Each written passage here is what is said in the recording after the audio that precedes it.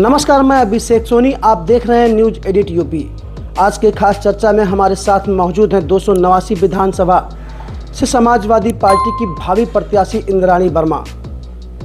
बात करें 289 विधानसभा की तो कौन नहीं जानता है इंद्राणी वर्मा को।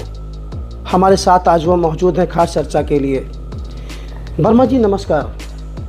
जी वर्मा जी, 2022 का विधानसभा चुनाव बहुत ही नज़दीक है, बहुत ही करीब है। उसको लेकर क्या तैयारियां हैं आपकी तरफ से और आपके पार्टी की तरफ से श्रावस्ती जिले में? हमारी पार्टी के तरफ से चुनाव की तैयारी है कि जो भाजपा की सरकार थी, ये किसानों के साथ, नौजवानों के साथ, महिलाओं के साथ, व्यापारियों के साथ, सभी जाति वर्ग के साथ इन्होंने भाजपा के लोगों ने धोखा दिया है। और 2017 का जब चुनाव था तो माननीय योगी जी, माननीय प्रधानमंत्री जी जनता के बीच में बहुत झूठ बोला। इनके झूठ बोलने पे जनता ने सोचा कि सपा से ज़्यादा बेहतर भाजपा हो सकती है, इसलिए इनके झूठे बातों को सुन करके सपा को हटा के भाजपा की सरकार बनाई।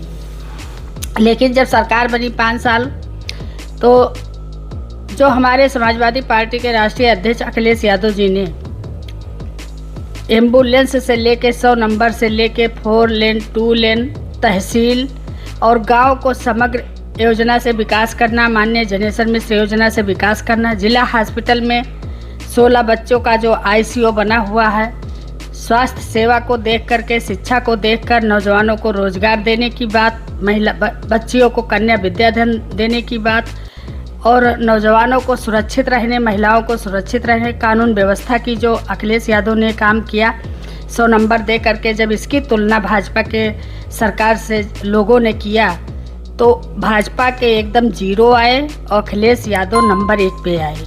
तो आज उसी को देख करके आम जनमानस में ये है कि समाजवादी पार्टी के राष्ट्रीय अध्यक्ष अखिलेश यादव जी मुख्यमंत्री बने और लोगों को रोजगार मिले, महिलाओं को समाजवादी पेंशन मिले, बच्चों को बढ़िया शिक्षा मिले, किसानों को, नौजवानों को मुफ्त सिंचाई, मुफ्त दवाई और मुफ्त पढ़ाई की सपना जो हमारी जनता देख रही है वो अखिलेश यादव से केवल प्राप्त होगा, बाकी किसी दल से नहीं।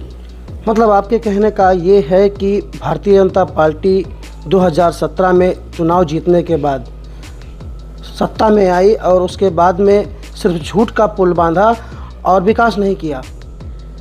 अब झूठ का पुल अब आप लोग देखते हैं, आप तो पत्रकार हैं, आपसे तो कुछ छिपा नहीं है। हमारे राष्ट्रीय अध्यक्ष अखिलेश यादव जी ने लक्ष्मणपुर में ब्लॉक दिया था और हमने ब्लॉक का उद्घाटन करके वहां जिला अधिकारी गए और सभी अधिकारी कर्मचारी तैनात हो गए, ब्लॉक चालू हो गया, लेकिन भाजपा के द्वारा ब्लॉक बंद कर दिया गया। यही विकास हुआ है। हमारे अखिलेश यादव ने मोतीपुर कला में हौसला पोषण मिशन लागू करने का उत्तर प्रदेश की योजना को बॉर्डर एरिया के नेपाल बॉर्डर से सीमा से जुड़ा हुआ मोतीपुर कला में रोजगार को, महिला हौसला पोषण मिशन को लागू करने का काम किया था। जमीनी नेता हैं हमारे नेता अखिलेश यादव जी, लागू करने का काम किया और वहाँ जब गए तो उन्होंने पेपर मिल देने का काम किया। आज यदि हमारे क्षेत्र में भाजपा के लोग पेपर मिल करवा देते तो हजारों बच्चे नौकरी पा जाते, लेकिन भाजपा के लोगों ने ख़त्म करने का काम किया है।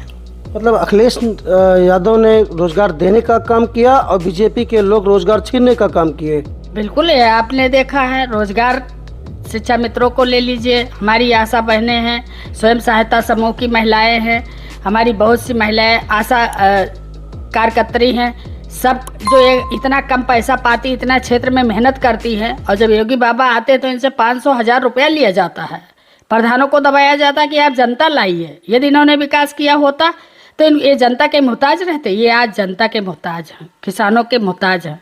किसानों को इन्होंने 700 किसान, 12 किसान इनके मंत्री मार डालते हैं, उसमें कोई देखने वाला नहीं है।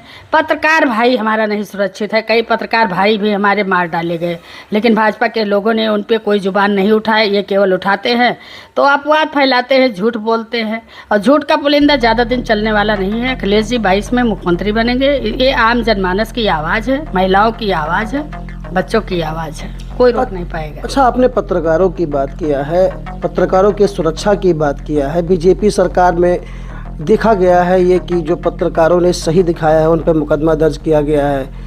मुख्यमंत्री को गुमराह करके यहाँ जिले में अधिकारियों ने मुकदमा दर्ज कर दिया पत्रकारों पे, पत्रकारों को अपराधी बना दिया।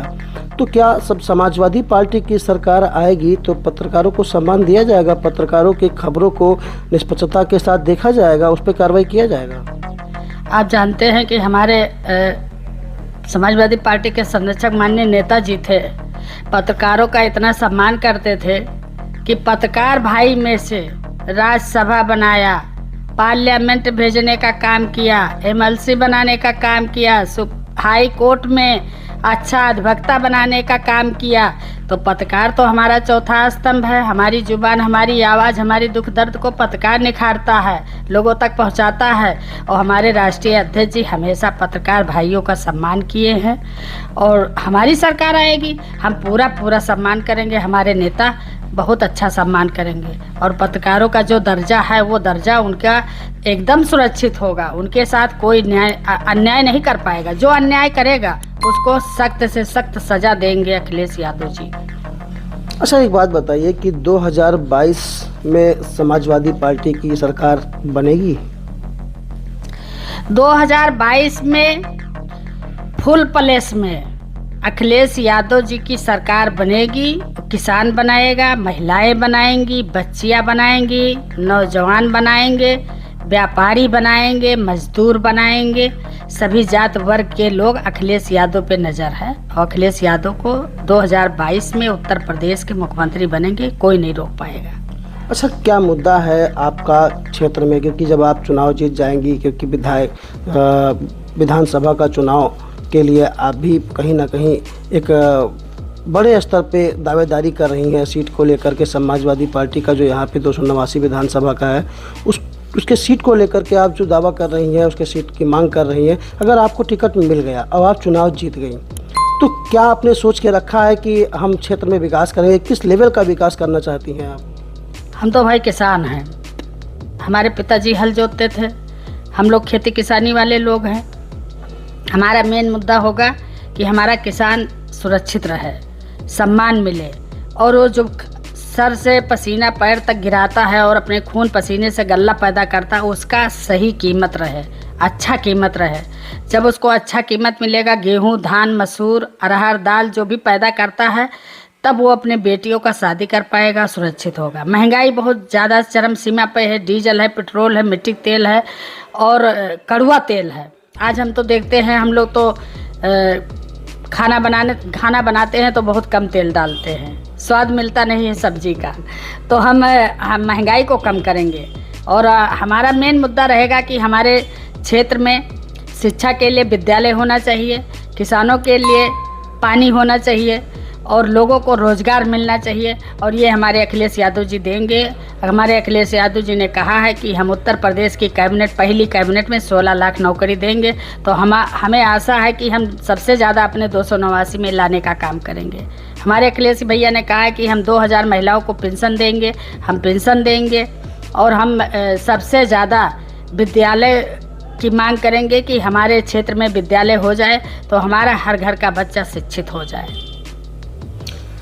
तो हमारे साथ श्रावस्ती ज़िले के 289 विधानसभा के किसान की बेटी इंद्राणी वर्मा मौजूद थी और इनका जो चुनावी मुद्दा है वो ये है कि किसानों के आय को दोगुना करना है।